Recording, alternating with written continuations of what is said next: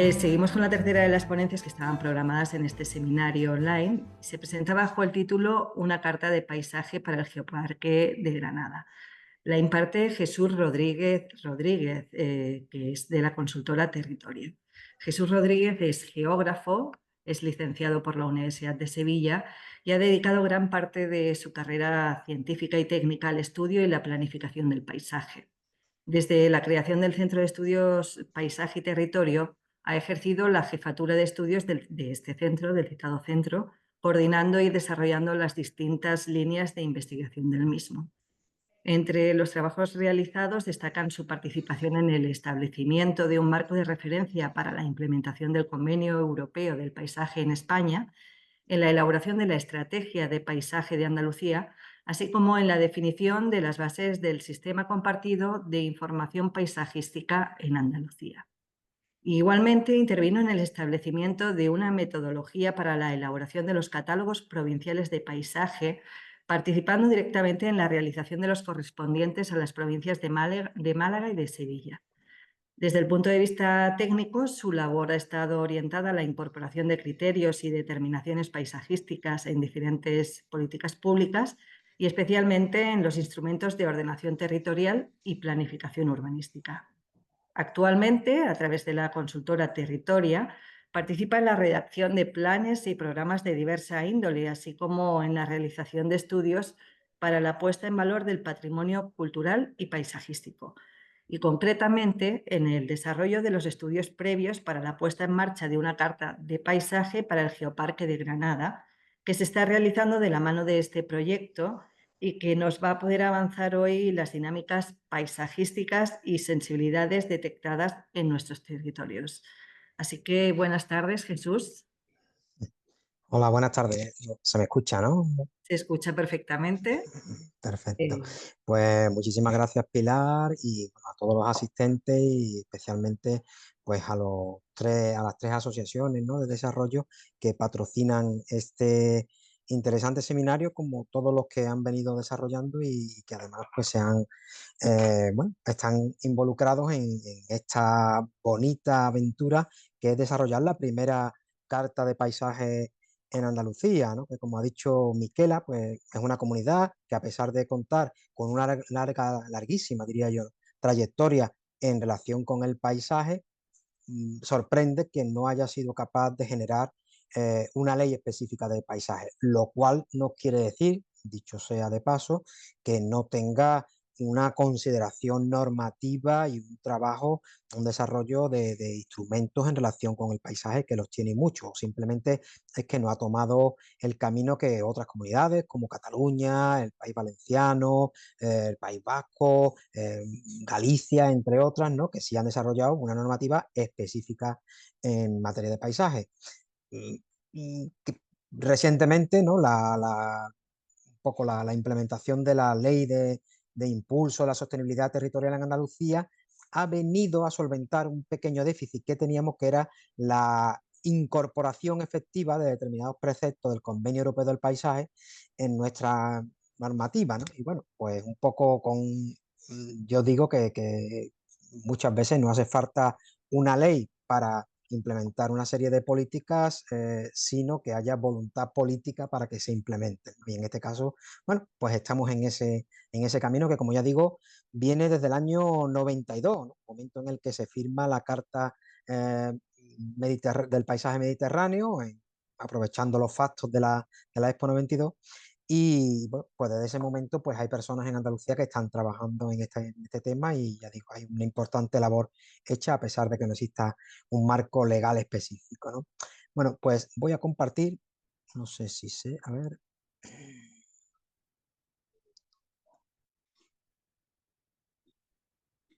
Bueno, creo que se ve.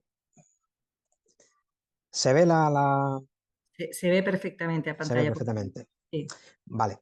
Pues bueno, pues lo que vamos a hacer un poco hoy, o lo que voy a intentar hacer un poco hoy, es poner en contexto este trabajo que se está desarrollando bajo los auspicios de estos tres grupos de desarrollo rural, que ya digo, ¿no?, que han sido unos valientes a la hora de impulsar esta herramienta, este instrumento, que pensamos que tiene virtualidad, ¿no? Y que tiene interés desarrollarlo porque, aunque como ahora veremos, ¿no? En España solamente se ha desarrollado en Cataluña y en cierto sentido en Galicia, pero es un instrumento que yo considero importante porque cada vez más yo creo que el paisaje hay que vincularlo, aparte de sus cuestiones estéticas, de sus aspectos más funcionales, de integración de determinados fundamentos y dinámicas, yo creo que hay que vincularlo sobre todo a la ciudadanía.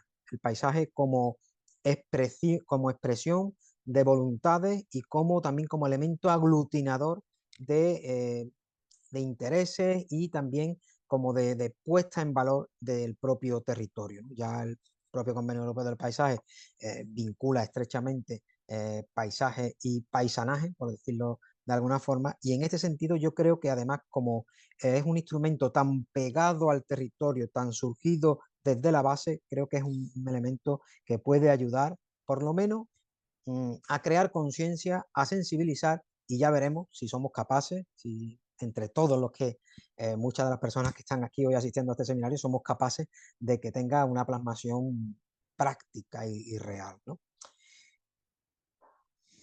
Bueno, lo primero que cabría preguntarse, ¿no? Es qué es una carta de paisaje, ¿no? Bueno, pues ahí señalo algunos datos que creo que ahora, con los ejemplos que pondré, creo que se van a ver, ¿no? Es un compromiso voluntario, aunque no siempre es así, que lo que intenta es, en torno a los paisajes, generar una serie de dinámicas que estén bueno, dirigidas fundamentalmente a poner en valor el patrimonio territorial, siempre desde la base de tener en cuenta a las poblaciones, su calidad de vida y la capacidad de generar procesos o modelos de desarrollo socioterritorial que sean sostenibles y justos, ¿no? Creo que esos son las claves desde las que yo entendería una carta del paisaje, ¿no?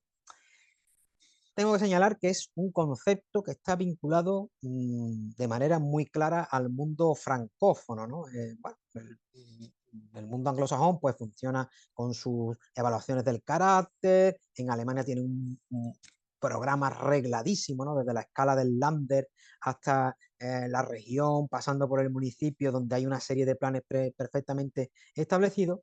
Y en el caso de Francia, que pasó un poco como he contado al principio en relación con Andalucía, en el año 93 aprueba una norma, eh, ojo al dato, ¿no? Es decir, el año 93, es decir, que todavía faltaban 7 años para que se aprobara el Convenio Europeo del Paisaje, ¿no? Y con esta ley consiguen integrar o promover la integración del paisaje en distintas políticas, la agrícola, en la política de carretera, política forestal, es decir, ¿no? Van un poco lo que después haría el Convenio Europeo del Paisaje, que era vincular el paisaje a todas las políticas que tienen una plasmación territorial, una plasmación en los paisajes con los que nos relacionamos cotidianamente, ¿no? Y el, entre las cuestiones que planteaba, de los pocos instrumentos que planteaba esta ley del 93 francesa, una de ellas era el establecimiento de las cartas de paisaje, ¿no? La Charte paysagère. Ya en ese momento se señalaba que era un instrumento voluntario, un instrumento muy importante intermunicipal, es decir, de la escala supralocal, y es un instrumento que paulatinamente se va vinculando a espacios con ciertos valores reconocidos o valores que quieren ser reconocidos, ¿no? En este caso, los parques naturales regionales franceses disponen de una carta de paisaje que es el instrumento a través del cual estos espacios con valores reconocidos, no solo ambientales, también culturales, por supuesto, y tecnológicos, tienen su mecanismo para ejercer la protección, la gestión y la ordenación de sus paisajes, ¿no? Es una herramienta que además tiene un carácter de comunicación, de sensibilización y de contacto entre las autoridades y la sociedad civil y las poblaciones en concreto, ¿no? Bueno, han desarrollado una labor en cuanto a las metodologías, los conceptos interesantes de donde ha bebido todo el mundo, ¿no? Posteriormente, esta misma figura de las cartas de paisaje han sido utilizadas también con mucha frecuencia, no es obligatorio, pero sí que la han utilizado con mucha frecuencia los grandes sitios de Francia. Los grandes sitios de Francia podríamos hacerlo equiparable a los paisajes, a los grandes paisajes culturales españoles, ¿no? Y en este sentido, también en estos sitios que tienen ya una vocación más cultural, pero sin abandonar todos los aspectos relacionados con lo ambiental y con los usos y costumbres tradicionales que han ido desarrollando el paisaje, pues tienen en algún caso, pues también una guía, una carta de paisaje, perdón, a través de la que intentan, digamos, abordar las cuestiones que le planteo ahí, ¿no? Por una parte, si no los tienen ya perfectamente estudiados, sí poner en consideración los valores paisajísticos que además se convierten en el elemento clave del desarrollo territorial. Como no, la concertación y la participación promovida por algo que es tan inmediato, ¿no? Algo tan sobre lo que es tan fácil posicionarse como es el paisaje. Buscan, como ya ha ido apareciendo a lo largo de la tarde y en otras charlas, ¿no? De otros seminarios a los que he podido asistir, apoyar las prácticas agrícolas y forestales locales, como entendiéndolas como elementos fundamentales del mantenimiento del carácter, de la identidad paisajística y además de fijar población. Bueno, buscan que las formas construidas mantengan una cierta calidad, la diversidad paisajística. Bueno, no me detendré, lo tienen ustedes ahí, ¿no? Ya digo, Francia es el referente a la hora de poner en marcha este tipo de instrumentos, ¿no? Pero como ya he dicho, en el mundo francófono es un elemento digamos se ha seguido a partir del modelo de Francia, pues se ha seguido desarrollando. En este sentido, en Bélgica, la comunidad valona, pues en sus parques naturales, el instrumento por el que se desarrolla la política de paisaje, pero también un poco las políticas de desarrollo local, pues son las cartas paisajísticas. Unas cartas paisajísticas que, bueno, pues tienen establecido pues un protocolo muy claro, ¿no? En este sentido, pues elaboran un análisis de contexto donde estaría fundamentalmente pues, la identificación de recursos, de valores, de elementos característicos, siempre intentando aunar el paisaje, como ya ha dicho el primer interviniente y también ha puesto de manifiesto Miquela, siempre tiene en el sentido en el que el Convenio Europeo del Paisaje lo considera, siempre tiene que tener en cuenta lo más integrado posible los aspectos físicos, los aspectos humanos, cuando digo humanos digo culturales, y los aspectos ecológicos. No podríamos, estaríamos hablando de cosas diferentes, estaríamos hablando de medio físico, estaríamos hablando de ecosistemas, estaríamos hablando de sociedades, ¿no? El paisaje requiere esta integración y requiere los aspectos perceptivos. Aspectos perceptivos no solo escénicos, estéticos, sino también percepciones en relación a cuáles son las ligazones más profundas de emociones, de identificación con el territorio, con el marco que nos rodea, ¿no? Bueno, se suelen hacer también análisis históricos, análisis diacrónicos para saber cómo los paisajes actuales han llegado a su forma actual desde agrosistemas, quiero decir, desde ecosistemas primigenios y cómo eso ha ido desarrollándose y en algunos casos han dado lugar a agrosistemas virtuosos, ¿no? O que son sostenibles y, por supuesto, se realiza un análisis de diagnóstico con los típicos mecanismos de establecer pues, las potencialidades, las fortalezas, las amenazas, etcétera, etcétera, ¿no? A partir de aquí se elaboran unas recomendaciones. No hablan todavía aquí de objetivos de calidad paisajística, pero chispa más o menos podríamos hacer las equivalentes y finalmente se establece un programa de acción. Como son instrumentos reglados en estos países, pues sí que llevan un proceso después de informe de impacto ambiental, un proceso de participación, etcétera, etcétera, ¿no? Después de su publicación, ¿no? Hay que decir que no son, aquí están los promotores de la Carta de Paisaje del Geoparque están haciendo una labor titánica, ¿no? Porque estamos en un tiempo récord intentando abordar pues estas cuestiones que como pongo ahí en la flecha lateral, estas cuestiones suelen llevar años, ¿no? En su formulación y bueno, pues aquí estamos intentando entre todos pues llevarlas en tiempo récord, por lo menos a algo que sea práctico y que sea interesante para el territorio del geoparque. estos documentos se meten en profundidad en relación con el paisaje, es decir, no son un simple inventario de valores o de recursos, sino que están vinculándose a la gestión y a la ordenación de los paisajes de estos parques naturales, ¿no? Bueno, aquí hay algunos ejemplos de parecidos un poco a lo que ha planteado Miquela, pero en relación con los bordes entre lo urbano y lo rural, ¿no? Es decir, distintas formas de crecimiento de los núcleos de población para que se integren mejor y para que no, digamos, vayan en contra de tanto de su imagen como de los recursos de este cotono tan interesante como es el contacto entre lo construido y lo no construido, ¿no? Entre la cultura y la naturaleza, ¿no? O incluso en algunos casos, como el ejemplo que les pongo a la derecha, se están ya planteando como mecanismos para que las poblaciones puedan participar de manera más efectiva o más fácil, por decirlo de alguna forma, en visiones de futuro, ¿no? Lo que se llaman visiones de futuro, que son cómo queremos que sean nuestros paisajes pues a largo plazo, ¿no? Aquí, por ejemplo, les pongo un ejemplo de distintas opciones o de cómo podría ser el recorrido de recuperación de una zona que ha sido transformada, una zona eh, con humedales naturales que había sido transformada, cómo se podría renaturalizar estas zonas. Y bueno, esto se plantean para que las poblaciones pues, puedan valorar la idoneidad o la no idoneidad de llevar a cabo determinadas propuestas, ¿no?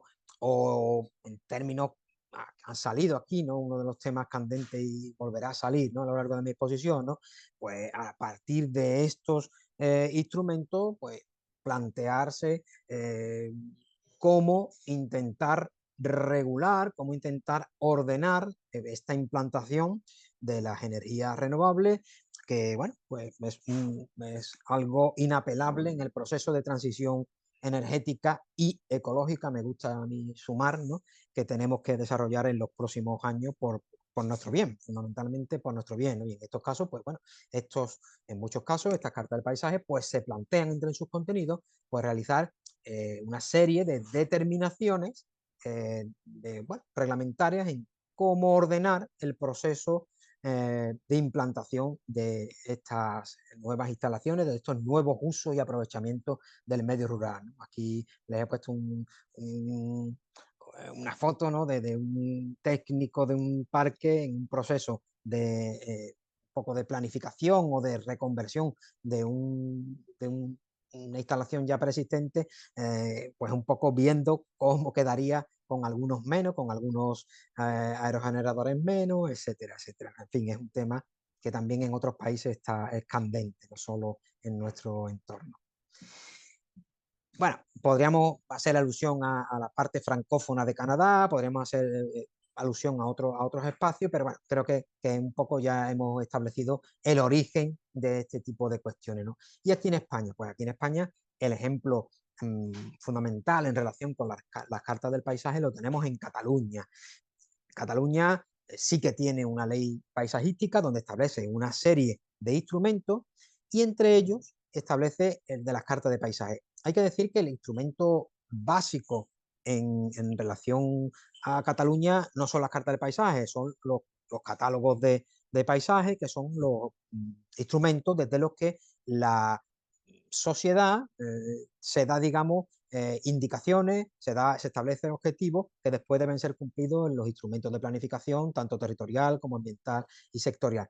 Pero sí, el legislador catalán, digamos, pues entre los instrumentos que planteaba, que se planteó, tomando el modelo francés, pero vinculándolo mucho más al territorio, vinculándolo más a los procesos de abajo hacia arriba, estableció las cartas del paisaje como uno de estos instrumentos que ahí sí que sigue el modelo francés, es concertado, es un instrumento que lo que busca es buscar acuerdos entre los agentes públicos y los privados a la hora de proteger, gestionar y ordenar y poner en valor, también habría que decir, los recursos paisajísticos, aunque el punto 2 establece que se pueden, digamos, desde el gobierno catalán, pueden establecerse o impulsarse las cartas del paisaje, lo normal en el caso catalán es que sean las comarcas ya saben que la comarca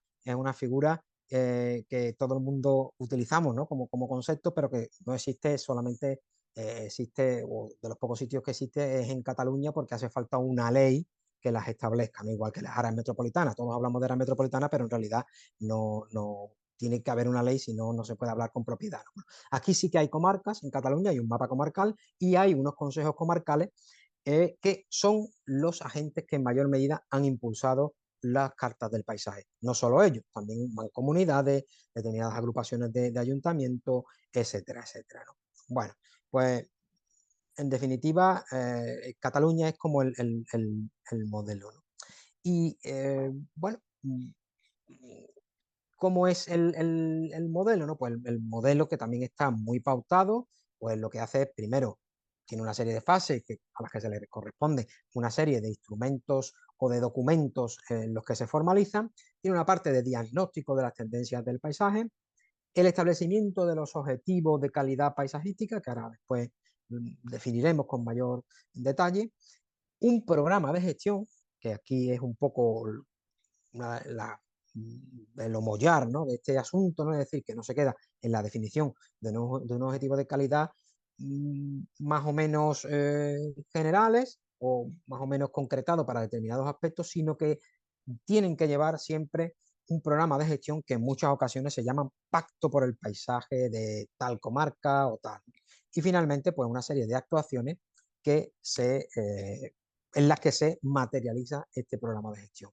Bueno, en paralelo, pues una serie de instrumentos con una serie de muy concretos de compromisos que deben cumplir los equipos redactores, y en la columna central, si lo ven bien, pues el papel central, no valga la redundancia, de la participación. Participación desde los primeros momentos y ya después en programas más avanzados, en momentos más avanzados del desarrollo de la carta, con mediación y concertación. Este sería un poco el planteamiento de las cartas de paisaje. Y bueno, ¿a dónde llegan, ¿no?, estas cartas del paisaje? ¿No? Porque bueno, la parte de diagnóstico más o menos todos podemos intuir por dónde van, ¿no? Pero después esto pues baja, digamos, a compromisos concretos que intentan desarrollar bien los objetivos de calidad paisajística o bien unos acuerdos marcos que se establecen en función del desarrollo particular, ¿no? Unos acuerdos, unos compromisos que se plasman en una ficha que hasta cierto punto, y a pesar de que son instrumentos, ya digo, las cartas de paisaje son siempre, sobre todo en España, de carácter voluntario, pero son acuerdos que tienen un destinatario o tienen un agente promotor que es el que se compromete a desarrollarlo, un agente que se compromete y que incluso en algunos casos se compromete con un presupuesto. Es decir, esto no es yo voy a hacer tal cosa, sino que en algunos casos pues algunas de las actuaciones pues están especificadas para un tiempo, hay que hacerlas en un tiempo concreto y un presupuesto estimado, ¿no? Todo esto, ya digo, con carácter absolutamente voluntario. Y ¿de qué tipo no son las medidas a las que se llegan? Bueno, pues ya digo, estamos hablando pues desde establecimiento de red de miradores hasta pues promover materiales didácticos para que los estudiantes de la zona se sensibilicen con el paisaje, son la generación de cursos para técnicos, el desarrollo de determinados guías de integración, la creación de foros de debate para que la ciudadanía pueda expresar continuamente su opinión o sus deseos en relación con el paisaje.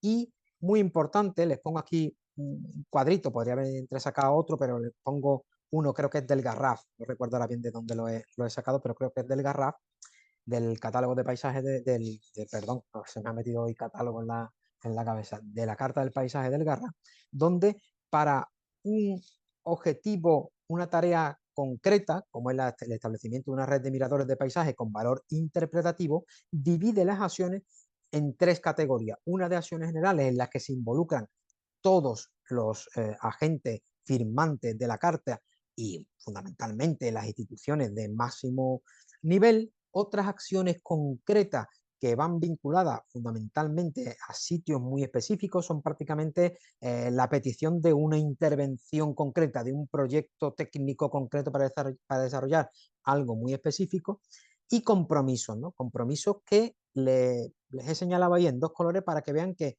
no solo afectan a los ayuntamientos, sino que, por ejemplo, un hotel rural, como en este caso, se puede también comprometer a desarrollar pequeñas acciones, no tampoco va a actuar fuera de su escala, pero también la sociedad civil, no solo los ayuntamientos, no solo las instituciones, no solo las empresas, pueden desarrollar compromisos en relación con su paisaje. Cada uno, en el nivel de sus posibilidades, pues evidentemente podrá intervenir, participar de este proceso y de este instrumento que es la carta.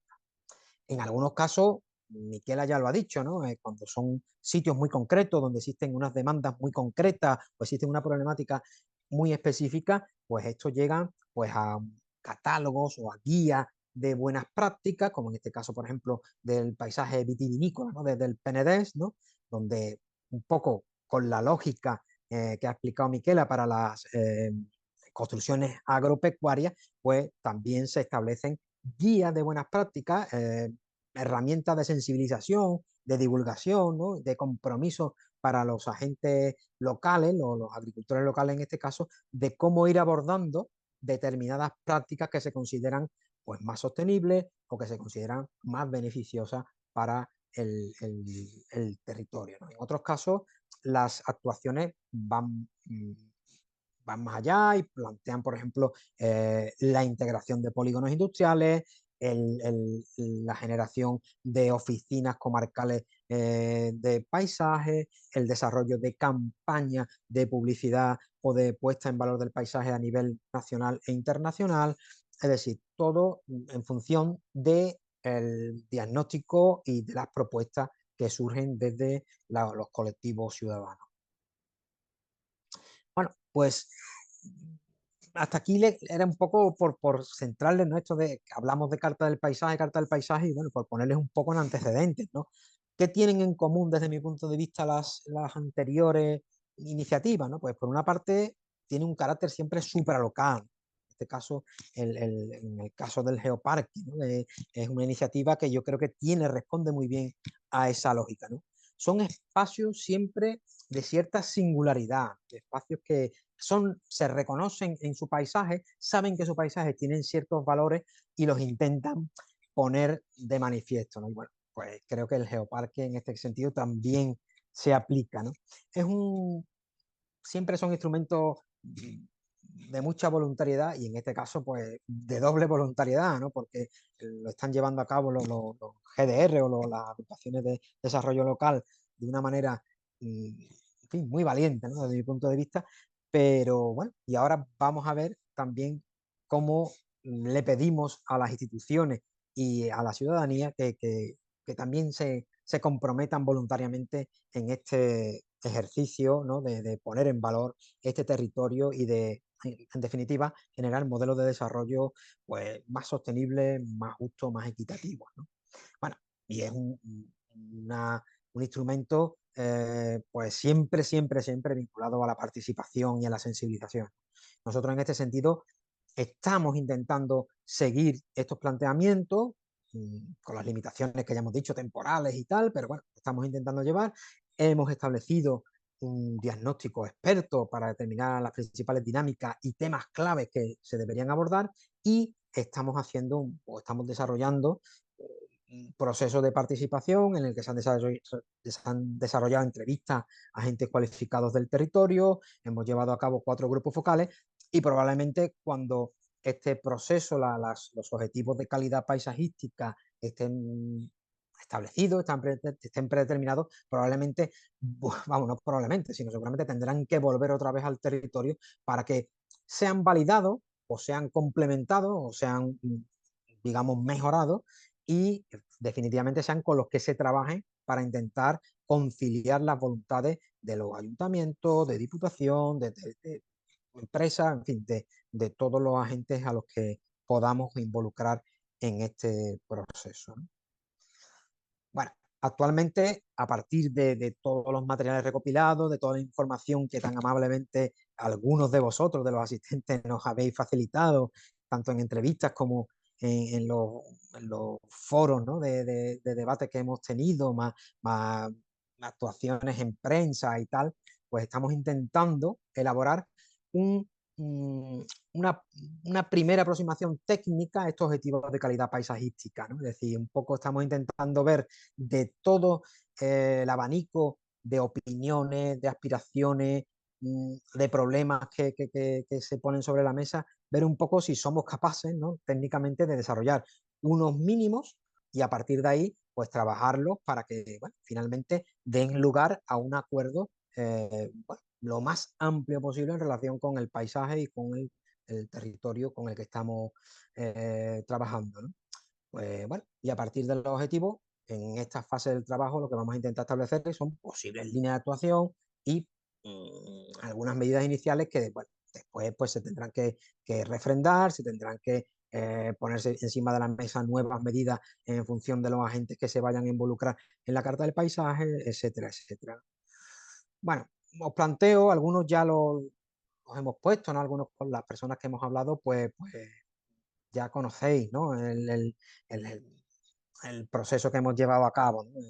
Bueno, lo primero que hemos hecho ha sido un diagnóstico que nos ha resultado relativamente fácil, ¿no? Porque como suelo hablar o decir muchas veces, es un territorio que pese a lo que pudiera parecer en algunas opiniones o por algunos interlocutores, es un territorio sumamente estudiado y sumamente trabajado tanto por la academia como por asociaciones, como personas individuales que en realidad tienen unos vínculos fortísimos y que los han trabajado y que por lo menos a mí me ha resultado muy sencillo enfrentarme a este territorio supralocal tan extenso como el del Geoparque, porque la verdad es que había mucho trabajo hecho, hay muchísima reflexión de, detrás de este territorio, ¿no? Es un paisaje que con cualquiera de las personas con las que hemos contactado te dicen siempre o te señalan siempre como rasgos del carácter más distintivo, su singularidad y su diversidad, ¿no?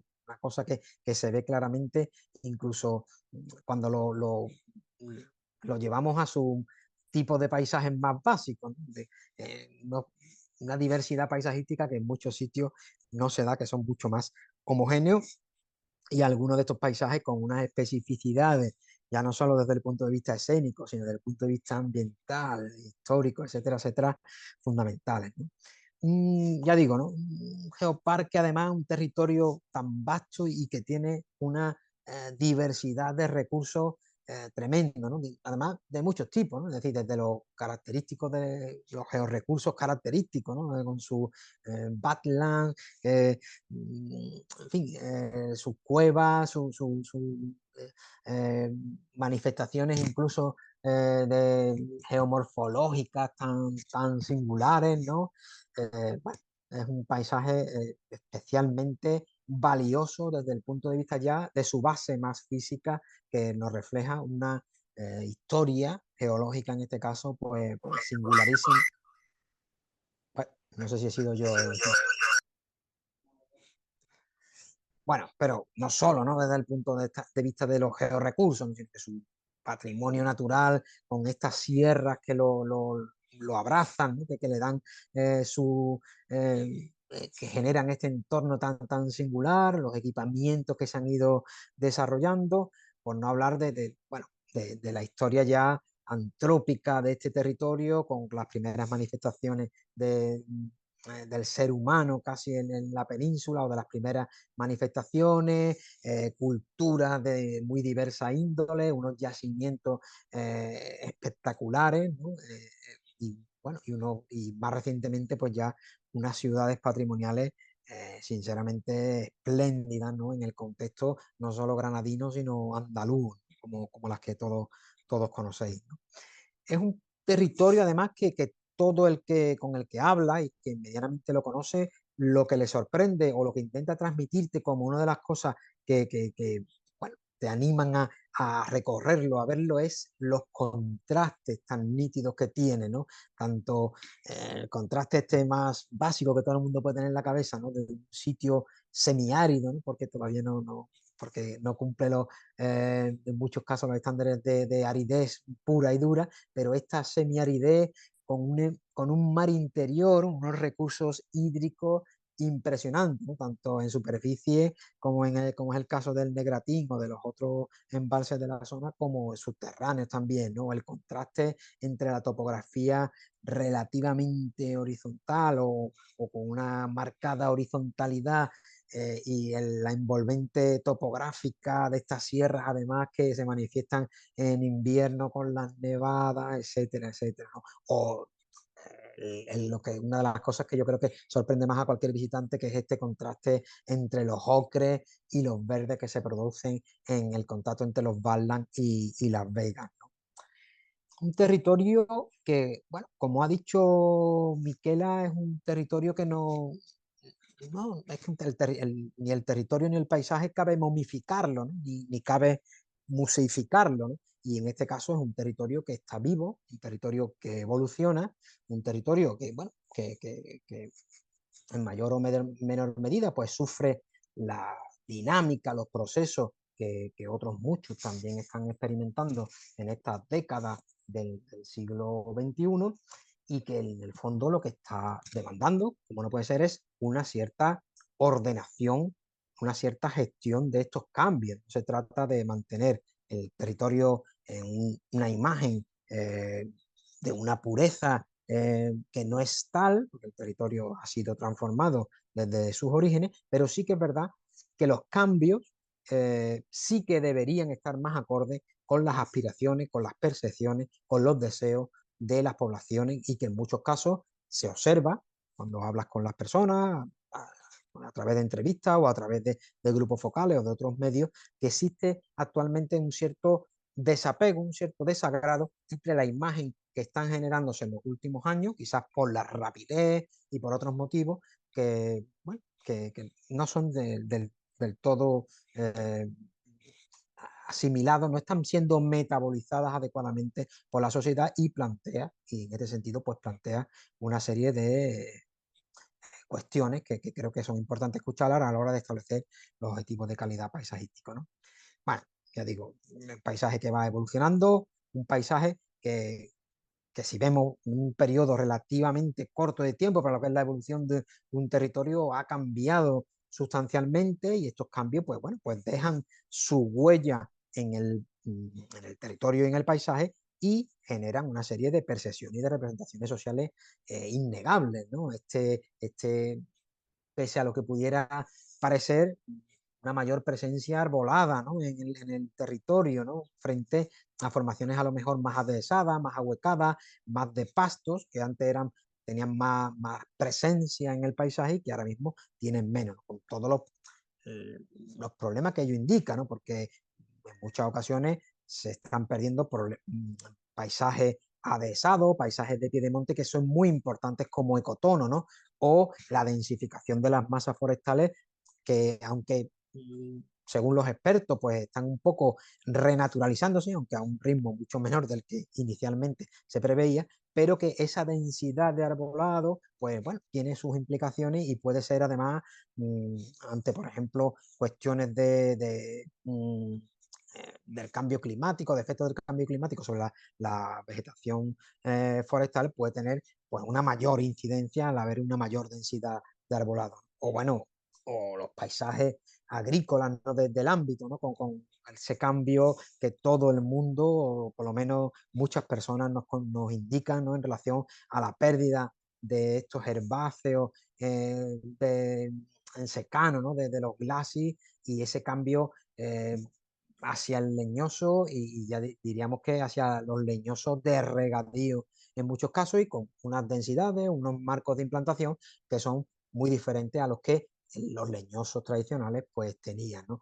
Y bueno, por supuesto también el avance, el desarrollo de los paisajes de dominante artificial, que en algunos casos es, como muchas personas nos dicen, es singular que perdiendo población haya espacios urbanos, sobre todo los grandes núcleos del ámbito, que no hayan dejado de crecer, no hayan dejado de experimentar un crecimiento superficial. Por supuesto, todo el tema de infraestructura de transporte y otras instalaciones como las que consideramos, ¿no? Bueno, pues a partir de este análisis que fue más técnico, más basado en los datos, un poco en la bibliografía y la documentación científica al uso, pues a partir de nuestro contacto con las poblaciones, a través de entrevistas, ya digo, de distintas fuentes de información, mecanismos de información, pues hemos establecido o llegamos a establecer una serie como de temas clave para el diagnóstico, temas más candentes. No quiere decir que no existan otros, ¿no? Pero estos son los que en mayor medida nos han aparecido y las personas con las que hemos estado trabajando nos han dado el pie a trabajar con ellos, ¿no? A singularizarlos, ¿no? A individualizarlos. Pues, evidentemente, la despoblación, el envejecimiento de la población, el, la consideración del patrimonio como un cierto orgullo por el patrimonio y el patrimonio cada vez más revalorizado por su valor per se, pero también como mecanismo, como motor que puede ser clave para dinamizar un ámbito en el que, según algunas apreciaciones, pues un ámbito poco dinámico, ¿no? Por su característica de periodicidad, por sus características poblacionales, etcétera, etcétera. Pero bueno, el patrimonio se ha convertido en un hecho sumamente importante porque se vincula en general al desarrollo turístico, aunque ya digo, ¿no? Es un patrimonio que per se, como se ha hablado en la primera charla, ya tiene valor, ¿no? Es decir, no hace falta vincularlo exclusivamente con el turismo. La intensificación de los paisajes agrarios, que un poco ha salido en la segunda de las charlas, y vinculado a esta intensificación de los paisajes agrarios, el agua como elemento clave, ¿no? De este territorio y sobre todo un territorio, un entorno árido, y es un tema candente porque es el tema que concita pues casi las mayores controversias, las mayores posturas encontradas, ¿no? Por lo menos entre las personas que nosotros hemos tratado con ellas. La aparición de las renovables como podríamos decir, como un tsunami, ¿no? Que ha llegado a implantarse en el territorio casi sin darnos cuenta, aunque es verdad que el geoparque ya tenía algunas implantaciones de un calibre que no eran conocidos hasta la fecha o hasta la actualidad en otras partes de Andalucía, ¿no? Tenían ya algunas de las instalaciones más potentes, más extensas de las que se habían implantado en la anterior ola de implantación de renovables, ¿no?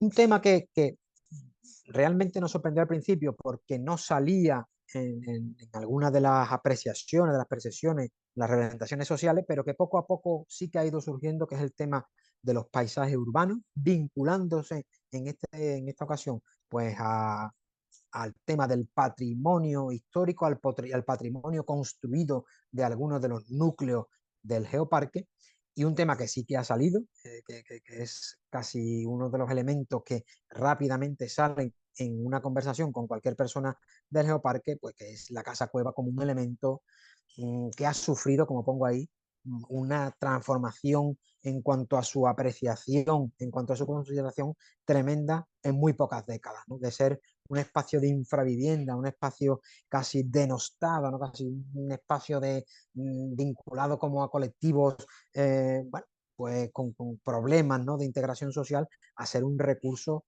cada vez primero identitario, ¿no? Como algo que define a este espacio, pero después también como pasa con el patrimonio, como un elemento que puede también contribuir en cierta medida a dinamizar al ámbito y también, ojo, no se nos olvide esto, a atraer a personas a este ámbito, a atraer nuevos pobladores, a atraer a determinados perfiles a este ámbito.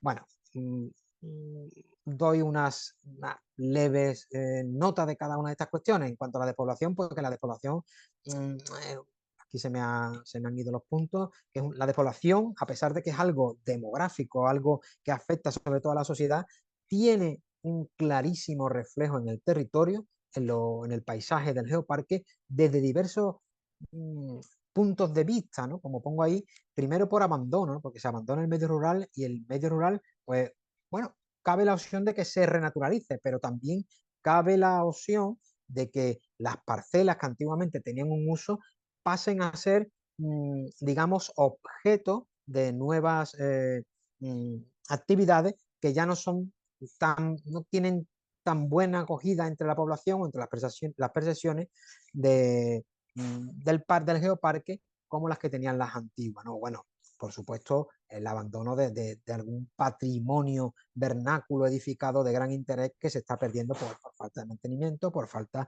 de pobladores, ¿no? Y en relación con otro ámbito donde la despoblación está causando estragos, está generando una serie de demandas, de problemas significativos, es en los centros históricos, ¿no? La obsolescencia, el abandono de la despoblación de los sectores urbanos tradicionales es uno de los retos a los que se enfrenta este geoparque y que tiene pues, pues claras implicaciones en su paisaje urbano. Primero porque casi que deja de ser paisaje urbano en tanto que no es un paisaje vivido, es un decorado que además por falta de mantenimiento pues corre el peligro de pues entrar en situaciones de abandono, en situaciones de mala conservación, etcétera, etcétera. Es decir, la despoblación, pese a que en teoría no es un problema eminentemente paisajístico, pero tiene unas claras repercusiones, una clara incidencia en el paisaje. Como ya he dicho, el patrimonio como motor de desarrollo, pues el patrimonio pues se está entendiendo como un recurso. El turismo ahora mismo es uno de los elementos fundamentales o en los que están puestas muchas esperanzas.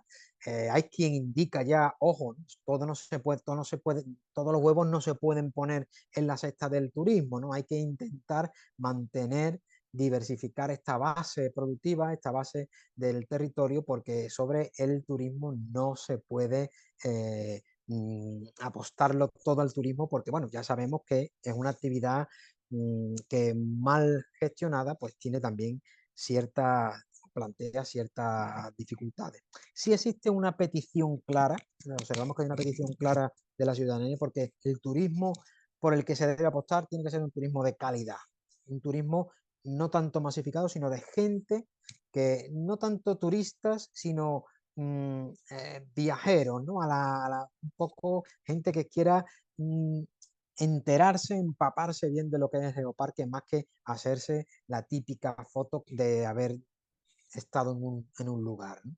Bueno, las amenazas con las que se está viendo, ¿no? Esta actividad, ¿no? Pues que el patrimonio sobre el que en parte se basa este turismo que se quiere desarrollar, pues por falta de mantenimiento se puede decaer.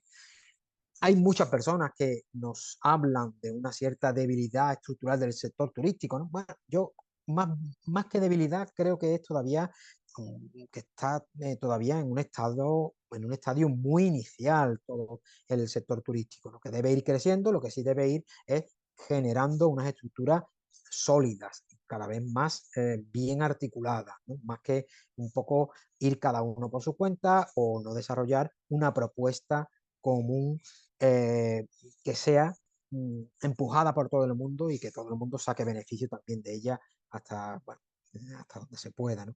Muy importante que en relación con el patrimonio es seguir sensibilizando a la población, especialmente a los jóvenes, como muchas personas del ámbito nos recalcan, ¿no? En los jóvenes, en generarles una imagen del territorio como un espacio donde se puede vivir, donde no hace falta irse de este ámbito para, entre comillas, triunfar, ¿no?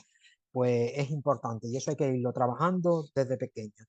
Y bueno, como aspecto a reforzar, pues la marca Geoparque creo que es una oportunidad, pero es una oportunidad que ya cada vez más actores nos lo indican, ¿no? Es una oportunidad que hay que irla trabajando, ¿no? Esto no es algo caído del cielo y que ya con eso pues nos vale, sino que es algo que debe ir siendo trabajado y eso es un continuo, eso es un día a día, es un trabajo de larga duración, ¿no?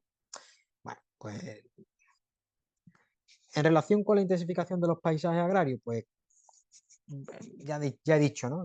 Vinculado con el agua, yo creo que es uno de los ámbitos donde más confrontación, más visiones contrapuestas hay, ¿no? Desde discursos productivistas, donde lo importante, bueno, pues buscar una rentabilidad rápida, hasta discursos mucho más ambientalistas, mucho más patrimonialistas y que, bueno, pues tienen que convivir, en definitiva, tienen que convivir. Lo que sí es verdad es que todo el mundo, o muchas personas, por no ser taxativo, ven la agricultura como una oportunidad, ¿no? Como mm, algo en lo que podría basarse también el desarrollo de este ámbito. Lo que pasa es que, bueno, que hay dificultades, ¿no? Y que los paisajes agrarios tradicionales que son y han sido muy valorados, pues ahora mismo tienen una serie de dificultades. Si, como se ha expuesto en la primera ponencia, solamente los consideramos desde el punto de vista económico, del precio o del valor económico que tienen, ¿no? Es decir, son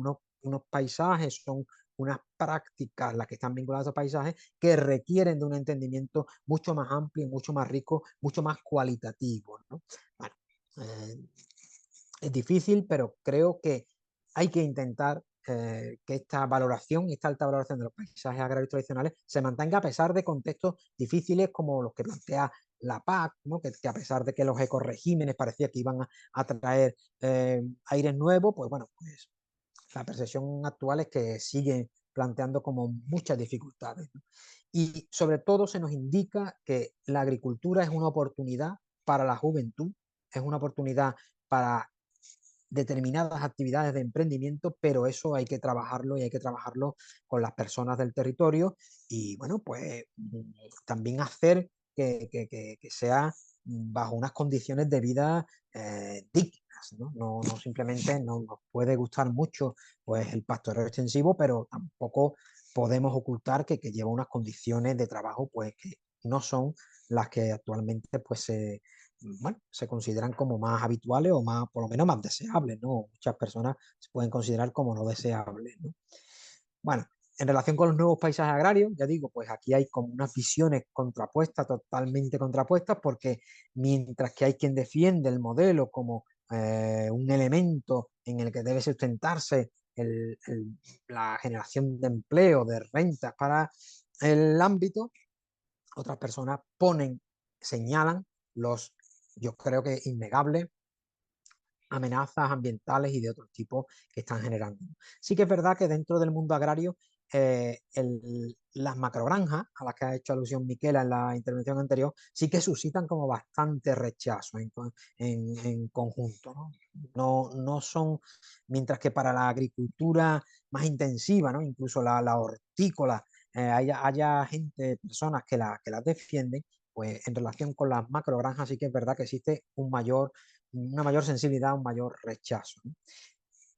Evidentemente, pues hay que integrar, ¿no? Este tipo de nuevas instalaciones, no solo la granja, sino los invernaderos que han empezado a aparecer, las instalaciones pues, de los pozos, etcétera, etcétera, ¿no? Y sí que es verdad que hay unos temas emergentes en el ámbito que son de una singularidad y de un interés máximo, ¿no? Que yo creo que habría que apoyar, que habría que valorar como fundamentales como semillas para el desarrollo de los paisajes agrarios del geoparque. Las iniciativas interesantísimas de agricultura ecológica y regenerativa que se están llevando a cabo, unidas también a esta preocupación por el agua en el contexto del cambio climático, ¿no? Determinadas iniciativas emprendedoras que están saliendo adelante y que cada vez pues están vinculándose más a la calidad del producto y esa calidad del producto vinculándolo al territorio y a las personas de ese territorio, ¿no? Todas esas cosas se pueden considerar semillas, se pueden considerar todavía muy embrionarias, pero yo creo que deben ser tomadas en cuenta como una vía importante a desarrollar en este espacio. El agua es crucial, ¿no? En este espacio porque se juntan percepciones de diversa índole, ¿no? Desde que, bueno, nadie sabe decir si los recursos, cuál es el estado de los recursos hídricos. Te encuentras con personas que te dicen que los acuíferos no están tan mal como dicen, otros que te señalan que están fatal, que están en su momento más bajo. Yo creo que en el fondo hace falta y esto, bueno, corresponde también a determinadas administraciones, ¿no? Hacer un estudio serio de cuál es el estado real de este recurso tan importante. Un recurso además sobre el que se generan eh, peticiones, demandas históricas de la población, ¿no? Con un poco vinculadas con la soberanía sobre este recurso, viendo que, bueno, que se están dotando de agua a otros espacios de Andalucía y teniendo tan cerca un mar interior, permítanme la analogía, como es el embalse de Negratín, pues esos recursos en muchos casos, y a pesar de que en una parte estaban comprometidos históricamente, pues no terminan de dar servicio al ámbito, con lo cual además se podría a lo mejor quitar presión a los recursos subterráneos que son mucho más frágiles, son mucho más fácilmente degradables, ¿no? Pues bueno, se valoran los regadíos tradicionales, aunque con matices, ¿no? Porque bueno, aquí entramos también en el ámbito de una mayor eficacia en el uso de los recursos, que el entubado pues previene pues mayor evaporación, pero claro, en la balanza aquí hay que equilibrar un elemento que es un valor patrimonial per se y que además tiene unas implicaciones ambientales, yo creo que ya innegables, ¿no? También vinculada a las aguas subalveas, a las aguas subterráneas, ¿no? Bueno, pues sigo para no de eso.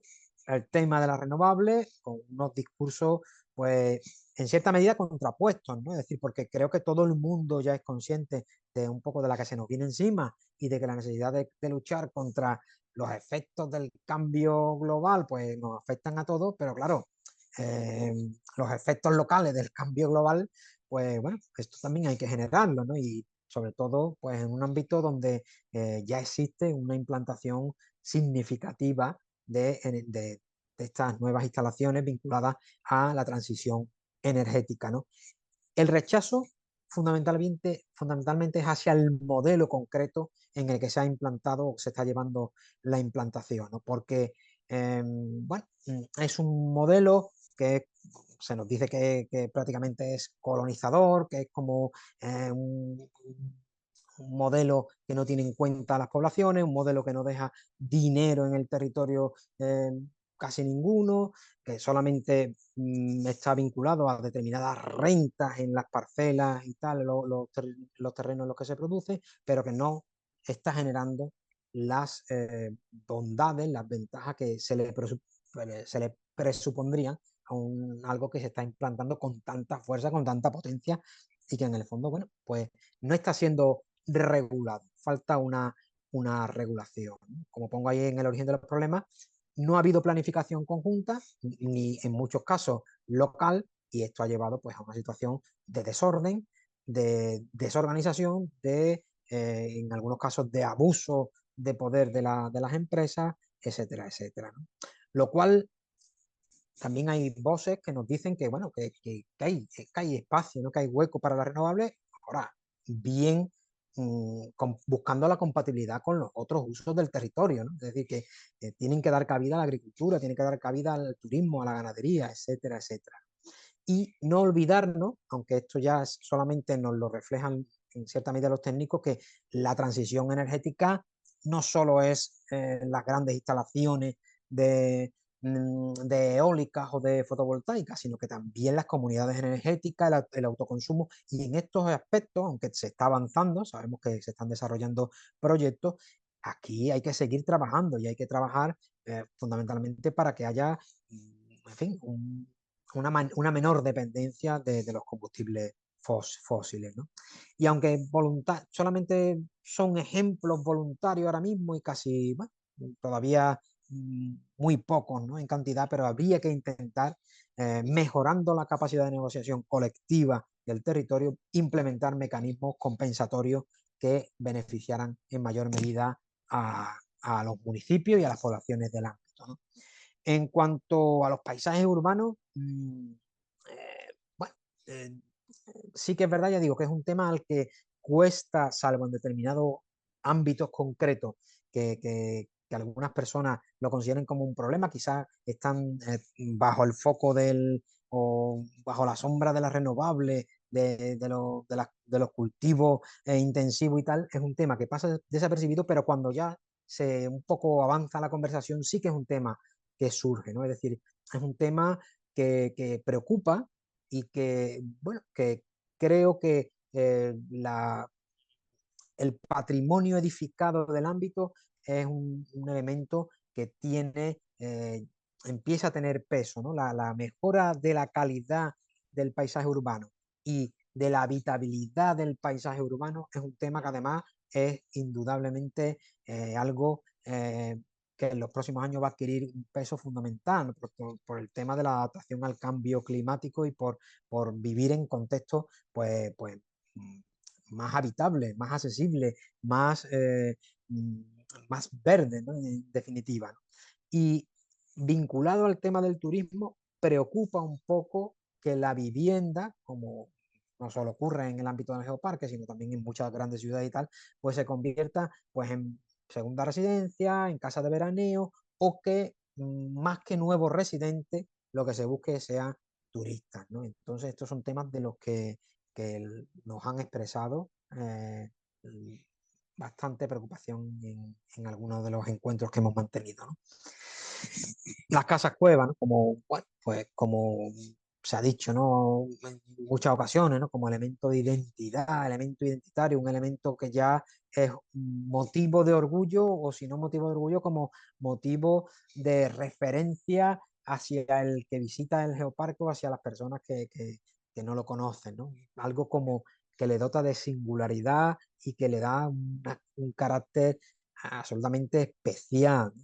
Lo que sí se pide tanto desde el punto de vista institucional, es decir, desde responsables políticos como de la ciudadanía, es que debería gozar de mecanismos, de instrumentos, de mm, regímenes que reconocieran su singularidad y sus problemas particulares, problemas, pues tanto la dificultad al ser un espacio urbano de baja densidad, las dificultades que tiene su urbanización, las dificultades que tiene en temas de movilidad sostenible, ¿no? O en temas de accesibilidad, ¿no? Por ya no entrar pues en cuestiones como más estéticas, que también hay muchas quejas de que, bueno, pues es un elemento muy frágil, ¿no? Muy sencillo, por su sencillez, es muy fácil degradarlo, ¿no? Es muy fácil caer en la banalización, caer en el parque temático, ¿no? Y aquí hay muchas personas que piden que se regule de alguna manera para que no todo sea válido. Pero sí que es verdad que el proceso de patrimonialización y de refuncionalización que están teniendo en los últimos años es valorado muy positivamente por la sociedad, ¿no? Otra cosa es que eso, como en algunos municipios se esté planteando, tenga una función residencial, eminentemente residencial, o de atracción de nuevos pobladores, de gente que traiga, digamos, savia nueva, ¿no? Tenga una nueva, en fin, que les dote al ámbito de un mayor dinamismo, o si simplemente se va a potenciar un uso turístico de estos espacios, ¿no? Bueno, pues después de este diagnóstico, que bueno, que la verdad es que creo que a algunas personas con las que he hablado, ¿no? Y que están en este seminario se lo he dicho, ¿no? Lo mejor que tiene trabajar en el paisaje es hablar y estar con la gente, ¿no? Porque, bueno, creo que es lo que más es satisfactorio, ¿no? Con independencia de que la apreciación estética del territorio sea algo que a todos nos gusta, ¿no? Pero el trato con las personas, el conocer cuáles son sus preocupaciones, cuáles son sus aspiraciones, cómo ven ellos su propio territorio, es algo que particularmente me llena mucho, ¿no? Es algo que me satisface, ¿no? Bueno, pues después de esta fase que hemos estado, pues estamos en la siguiente fase, que ya es encarando esto del objetivo de calidad paisajística, ¿no? Por lo menos un planteamiento técnico de los objetivos de calidad paisajística, que como ya dije antes, no los enuncié, pero bueno, son la formulación por parte de las autoridades públicas competentes de las aspiraciones de las poblaciones en lo que concierne a las características paisajísticas de su entorno, ¿no? Y bueno, pues en eso andamos, ¿no? Y bueno, estos son, tómenlo como borradores, como minutas, ¿no? No estamos, y como pequeños flashes, ¿no? Ni siquiera son todavía completos, ¿no? Pero bueno, ya estamos trabajando, pues, algunos objetivos que tienen que ver más con aspectos transversales, ¿no? De generar, como nos piden muchas personas con las que hemos hablado, una visión compartida del geoparque, ¿no? Una visión que que ayude, ¿no? No que solucione per se o por sí sola, pero que ayude, ¿no?, al mantenimiento de las poblaciones y a la mejora de la calidad de vida, ¿no?, de las poblaciones, ¿no? O en relación con el patrimonio y turismo, como les he avanzado, ¿no?, pues cómo podríamos ir avanzando hacia un turismo sostenible, de calidad y no masificado, ¿no? O a promover, como dice el eslogan, ¿no?, del geoparque, ¿no?, convertir el paisaje en un elemento central de la imagen, pero no solo de la imagen, sino también del modelo socioterritorial del paisaje, cómo se vinculan las vidas y las actividades de las personas con este paisaje, con este territorio tan especial, tan singular. O en relación con los paisajes agrarios y el agua, ¿no? ¿Cómo podemos ir avanzando en compatibilizar la modernización y la productividad, pero con el mantenimiento de unos valores naturales y culturales del geoparque? Es decir, que cómo mm, poner en la balanza, ¿no?, el que, bueno, evidentemente, pues la agricultura, pues hoy es la que es y tal, pero esto no debe llevar a que se abandone toda una riqueza, no solo riqueza en cuanto a valores naturales, sino también un poco a la manera en la que se han gestionado secularmente estos paisajes, ¿no? Y por supuesto, avanzar, ver si somos capaces de avanzar en una cultura compartida del agua, que permita un desarrollo sostenible, equilibrado y justo, ¿no?, para las poblaciones, ¿no? Que esto no sea, pues, digamos, el elemento de enriquecimiento de una parte de la población, pero que eso no genere, no, por supuesto, no que no genere problemas ambientales, pero que ni siquiera genere o no genere en la medida en la que debería hacerlo, pues bueno, la prosperidad y un poco la estabilidad de estas poblaciones.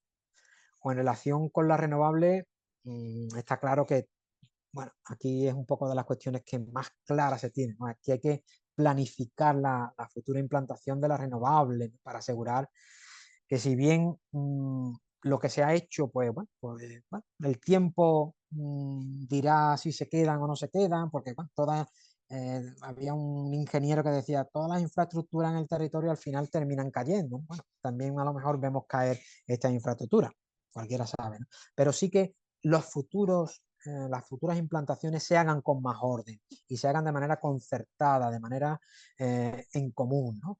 Y bueno, pues en este sentido también, ¿por qué no establecer, pues, guías, criterios, como un poco los que Miquel ha planteado para las actividades agroganaderas, pues también para estos usos que, bueno, que en muchos sitios existen, ¿no?, como hemos visto, ¿no?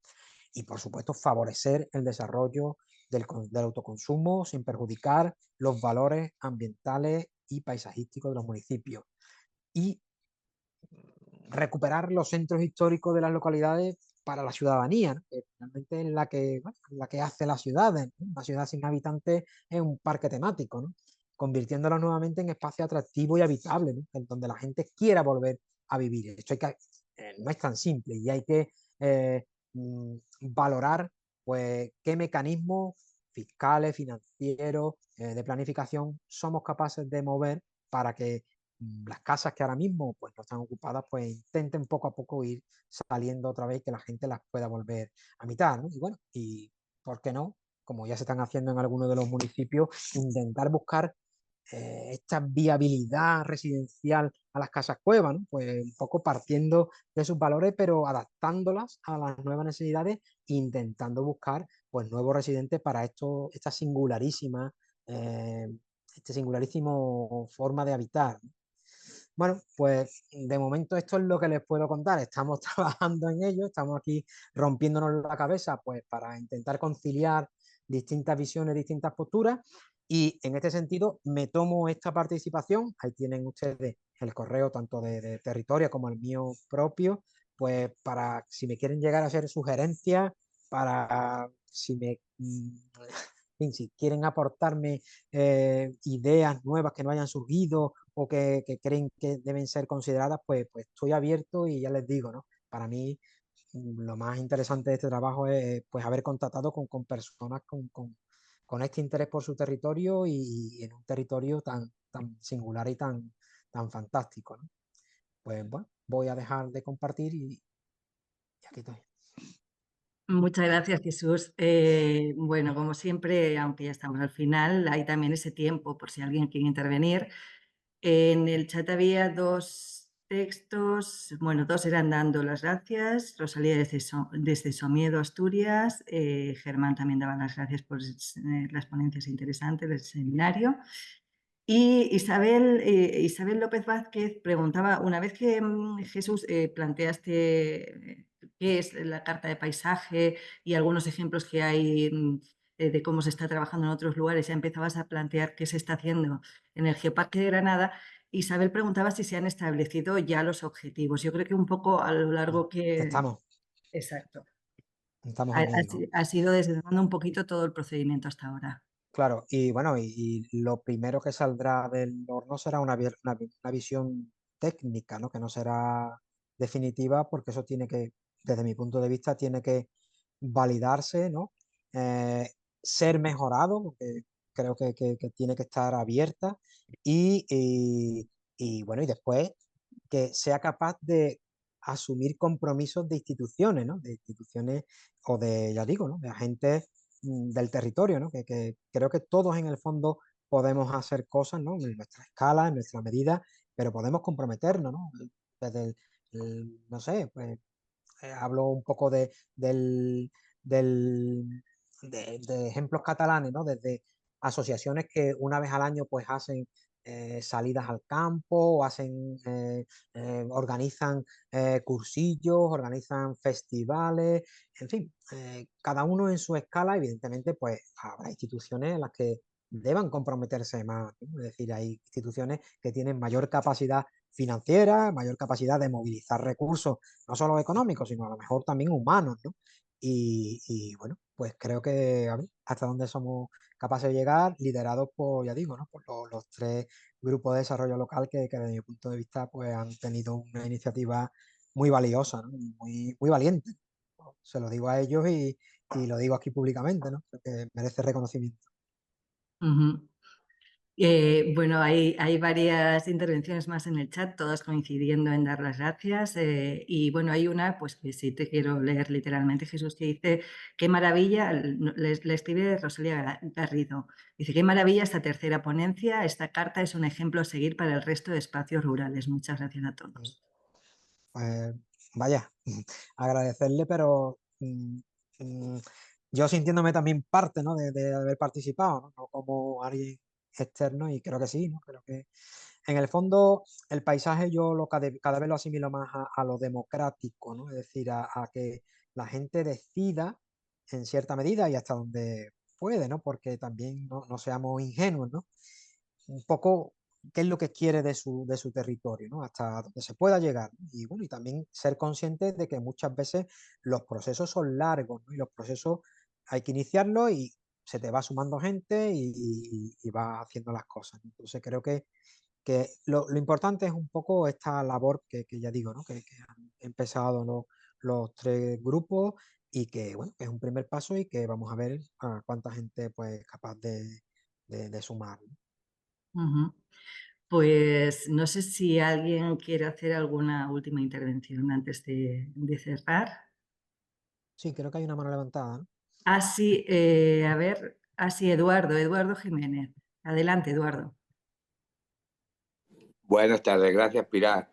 Bueno, primero de todo, darle la enhorabuena porque no he seguido regularmente el seminario, pero la última intervención casi les he ido al completo porque estaba enfermo. Y le quiero dar las gracias al conferenciante porque me parece que ha sido muy ilustrativo. Quería hacerle una pregunta concreta. Bueno, aparte de que confirmar el correo que creo que era jesús@territoria. Territoria. Sí, Jesús@territoria.es, vale, lo he apuntado. Y era preguntarle si conocía algún sistema, ha hablado de la instalación de renovables y lo ha calificado bien de avalancha de instalaciones de renovables, si conoce algún territorio donde se haya pues, establecido alguna ordenación, porque hay alguna gente que pensamos que es una medida urgente, precisamente por el carácter de avalancha que tiene, ¿no? Y que cuando queramos, con esa relatividad que todo el cuidado del paisaje requiere, cuando queramos hacer algo, el paisaje va a estar ya definido. Entonces, si nos puede dar alguna experiencia o conoce algo. Ahora mismo lo más fácil, lo más sencillo sería que, bueno, sencillo, ¿no? Que los municipios aceleraran su revisión del, del planeamiento urbanístico y de que establecieran por sí mismos eh, ámbitos, como ha dicho Miquela, donde no se deberían hacer o no se deberían implantar. Y ámbitos en los que a lo mejor no importa, ¿no? que se pongan, ¿no? Yo tenía una profesora que decía, en todas las casas tiene que haber un retrete, ¿no? Lo que no se nos ocurre es poner el retrete en el comedor, ¿no? O en el pasillo en el recibidor, ¿no? Entonces, que a lo mejor hacen falta, ¿no? Lo que sí es verdad es que como se está produciendo ahora mismo la avalancha, eso es no se puede contener. Entonces, me consta que la Diputación de Granada el año que viene va a poner en marcha ayudas para que los municipios, en algunos casos en el Geoparque, son municipios pequeños, pues renueven o adapten, mejor dicho, sus planeamientos a la lista y yo creo que sería un buen momento para que esto se produjera. Entre tanto, pues cruzar un poco los dedos para que no haya los nuevos proyectos, pues se retrasen un poco, ¿no? Pero sí que es verdad que conviene actuar ya.